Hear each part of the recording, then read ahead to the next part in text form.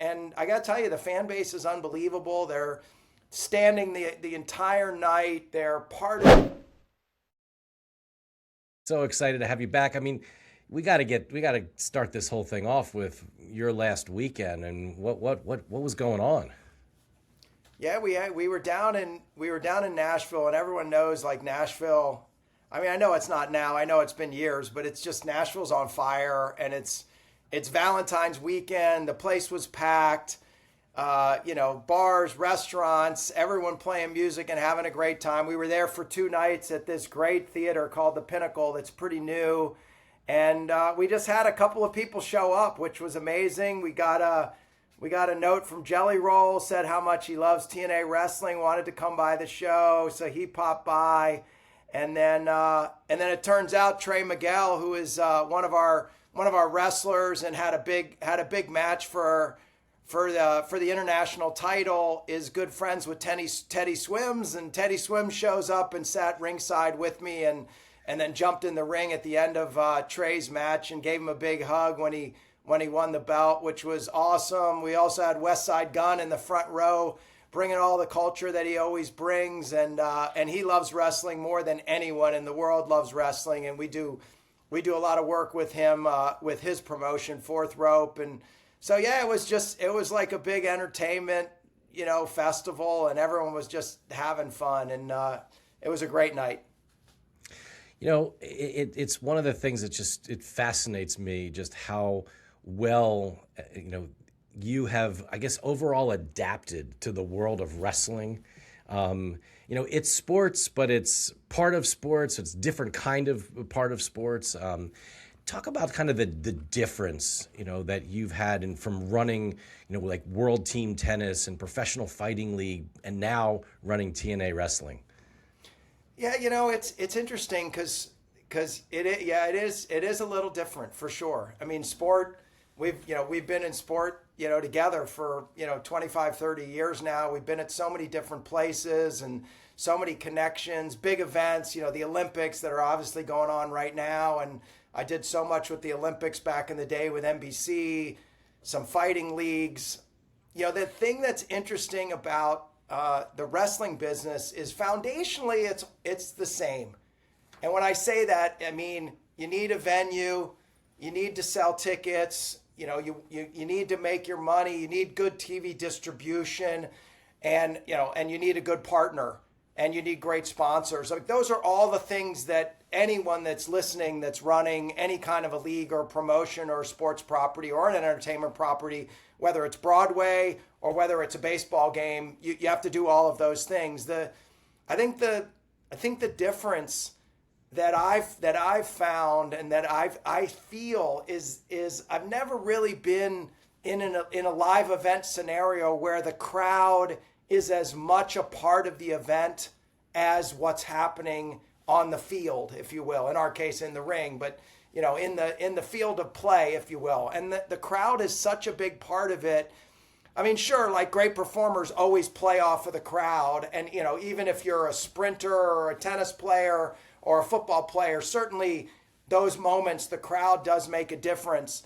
But I just think it's even bigger in wrestling. I mean, the crowd is actually part of the show, even more. And I got to tell you, the fan base is unbelievable. They're standing the entire night. They're part of it. They love it. They love the entrances. They cheer the endings. They boo the bad guys. They boo us. They cheer us. It's really great. And then it continues in such a massive way on social every single day.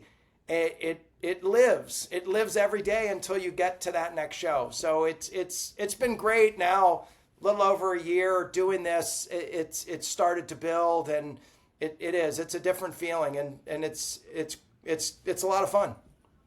Yeah, I mean, you anticipated my next question. I really wanted to talk about how it does continue after the event, right? The fans and their involvement before the event, after the event. I want to talk about your new, TV deal that you just did, which is again kind of from the old world, but at the same time to now see just how much how much the fans can get involved from a social perspective and the interaction that occurs even when between events. Yeah, as you mentioned it, with our new deal with AMC, we're on every Thursday night here in the United States on AMC from 9 to 11. We're on in Canada on Sportsnet, another great partner. Again, every week with TNA Impact, and it's grown. Being on a platform like AMC, which is really on kind of the first page of everyone's program guide, is making a difference. And I think it's continuing to build. It's been building every single week since the debut on January 15th, and we've literally gotten bigger every single week, even if just by 10%. And I tell that to the team all the time. Like, we only need to get like 1%, better every single day, and by the end of the year, we'll be right where we want to be. So that's going really well. But the build in between is what it's all about, and that's what kind of keeps the oxygen going. We're live on Thursday nights, but then it's like, what happens on Friday and Saturday and Sunday, and what's happening with social? Where are the storylines going? We also have a little bit of an advantage and a lift with our partners at WWE and NXT, is that often our TNA wrestlers are on the CW on Tuesday nights on NXT. And they might even be on some of the WWE shows, depending on what's happening as we progress through the year. And so I think that is also giving us a nice lift as we get from Thursday to Thursday. And then, of course, we have some big events in between those Thursday nights, which are pay-per-views. And we just came off of that with No Surrender in Nashville, and then we had TV tapings in Nashville as well to make those Thursday night shows. But it is like, we're trending in the top 10. Sometimes we're in the top 5. We've been as high as 3 and 2 and 1 on certain nights on Twitter. So you see the buzz and the collective sort of sharing and wanting to kind of hang out and chat about the good, bads, the uglies of TNA wrestling and the matches. It's a lot of fun. Well, we certainly had a lot of fun together, building C360, the Pylon Cam company, putting that on NFL fields. And there you go. You got the miniature pylon. If you're watching this on YouTube, be a subscriber, but you just saw the small pylon that Carlos just shared. But I mean, it was amazing, like bringing that to NFL fields and college football fields, and now all the things that they're doing with the NHL and all the other leagues, and being part of COSM now, and just saw Jeb at the Super Bowl and got to go to the COSM in LA during NBA All-Star, and just we did so many fun things together. And I know that's one of the things that you're really great at is being a real leader of a team. That must be even, I feel like it's even more, you have to do more of that now at TNA, because as much of it is, you have a team, you have almost like a family that travels around the country together. And then you also have to kind of write the script of what's going to happen or what you hope will happen. I know that's a lot of questions in one, but talk a little bit about what it's been like.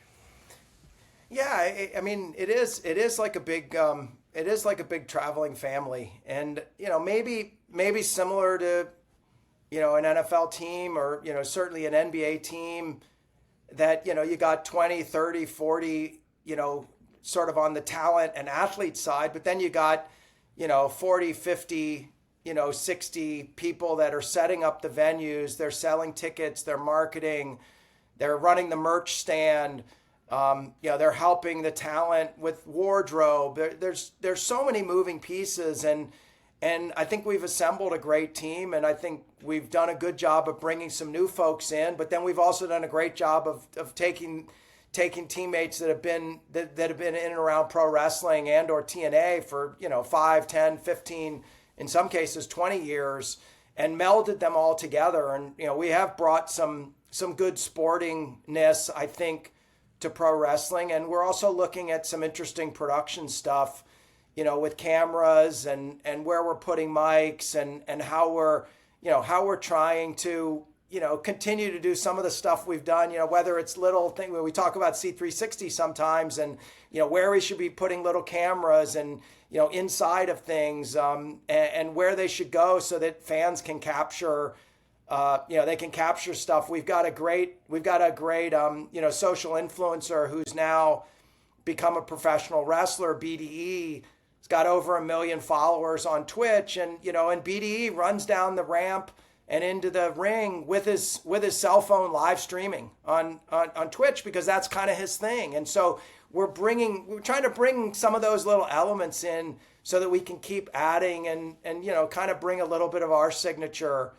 With TNA has been around so long, but you have to keep reinventing yourself, over and over again and change, because now the way that fans consume and see things and what's happening on social, if you're not innovating, you're not going to stay ahead. So we have a great team, Wayne, that so many people from all these different places that have done a bunch of innovative things that really helps. And I think you're going to see some stuff in the coming weeks, because we just did some stuff that is definitely interesting and innovative with the wrestlers. And so, keep tuning into the shows.